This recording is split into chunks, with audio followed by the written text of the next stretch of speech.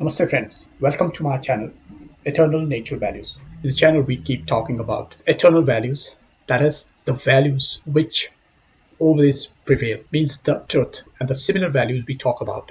Everything which is true, that we talk about. Everything which is eternal, that we talk about. And we are able to distinguish between the eternal values and the others, the fake values. Fake values, they just disappear after some time by their own. They cannot be defended for long, whoever the proponents of those values are. And the eternal values, they need not to be defended. They defend themselves. They prevail always. So let's move on to the video. Please keep watching. Please subscribe my channel, Eternal Nature Values. Like the video, share it, and share your feelings about these eternal values in the comment section. Dhanyavad. Another presidential candidate, another outsider, Vivek Ramaswami, who gave a masterclass on how to handle the LGBTQIA lobby. Here he is confronted by a pansexual reporter. Watch this interaction.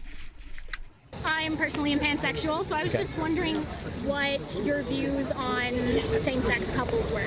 I don't have a negative view of same-sex couples, but I do have a negative view of a tyranny of the minority. So I think that in the name of protecting against the tyranny of the majority, and there are times in this country's history where we have had a tyranny of the majority, we have now, in the name of protecting against tyranny of the majority, created a new tyranny of the minority. And I think that that's wrong. I don't think that somebody who's religious should be forced to officiate a wedding that they disagree with. I don't think somebody who is a woman who's worked really hard for her achievements should be forced to compete against a biological man in a swim competition. I don't think that somebody who's a woman that respects her bodily autonomy and dignity should be forced to change clothes in a locker room with a man. That's not freedom, that's oppression. And Douglas, he went on to explain why this tyranny of the minority is particularly dangerous for children. How did you see that encounter? I thought it was fascinating, Rita. Firstly, because this person says, woman saying, I'm a pansexual. She's probably used to that making people bow down to her as a sort of goddess Gaia-like figure. You know, oh, pansexual. Oh, how interesting you must be. Oh, my. And of course, she's also used to the fact that they're really saying that at the opening is a type of way to try to make the person who is your interlocutor into your hostage. I'm a pansexual. You know, what have you got to say about that? And she's hoping that the politicians are going to go, I can't believe you love everything, like want to have sex with trees, whatever pansexuals means this week. Sure. They just hope that it's going to make them into a hostage. And Vivek Ramaswamy is far too clever for that. I know him. I've done events with him. I've spoken with him. On many occasions, he's very smart. And what he did there was expert, in my opinion. Expert in making sure he wasn't taken hostage by this clear political activist.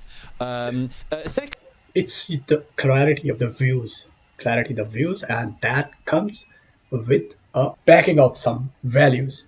Which are innate in you, which are inborn in you. You don't need to be smart enough to learn it from somewhere outside. It comes through the centuries of something which is there in the blood, and that's the Sanatani values, Hindu values. That's the actual thing. And this smartness, you call it as a smartness. Yeah, it's fine. It's smartness. The same smartness is there in the people who are very much true to the mankind, in fact, and to the true values, the eternal values. You might have heard about Yogi Adityanath, Chief Minister of Uttar Pradesh in India. His same way, he is smart, he is candid about his views towards the people who are in fact the criminals and who are in the name of minority commit tyranny. What Vivek Ramaswamy was saying. There is a community in India who had been pampered for so many years. They have in fact, that community has you can say, expertise in that. Playing the victim card and getting pamperness from the political and the government sides. And whenever they find an opportunity, they destroy the others. They destroy the opponents. That's their tactics. And the same way these leftists, these communists, they are doing throughout the world. And that's what they have. They only have created this LGBT group out of this society, the normal society. They have created a new group. That's for creating a ruckus and some kind of tussle among the people so that they are happy seeing them. Yeah, because sometimes the life when it goes smoothly in one direction, it doesn't have any charm. So to create charm in it, they keep evolving newer sections, newer groups, and they keep playing with them. You might have heard about Me Too movement that was started in these countries, and it's easily followed by the Eastern world, that is India and other like Asian countries, because the people they think that they are much evolved and the developed countries. I mean, the Western ones, Western countries. So let's follow them, and that too gained momentum in India and all over the world. But because I always say that only the truth that prevails, the true values, the eternal values, they prevail. That moment died too soon.